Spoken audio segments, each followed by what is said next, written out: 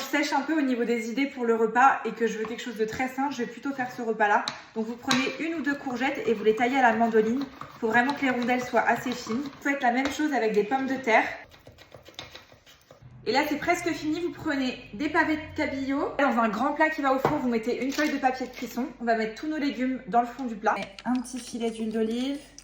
On commence par étaler quelques courgettes. On rajoute des rondelles de pommes de terre sur le dessus. Ce que je fais sur mes légumes, c'est que je verse un mélange d'huile d'olive avec de l'origan et plein de jus de citron. Je vais venir avec mes mains comme ça, bien les badigeonner pour que ça s'imprègne. Voilà. Ce qui va aussi apporter du goût, c'est un mélange de tomates cerises et de tomates séchées que vous versez sur les courgettes et les pommes de terre. Ajoutez nos pavés de cabillaud sur le dessus. On va les badigeonner avec une petite sauce à la moutarde. Moutarde et miel, vous allez voir, ça va être excellent. On met ça sur nos poissons. Ça va être trop bon, trop bon. Ça part 25 minutes au four à 200 degrés. Vous servez les légumes qui sont bien confits. Votre petit pavé de poisson sur le dessus. Vous ajoutez un petit peu de sauce. C'est parti pour la dégustation.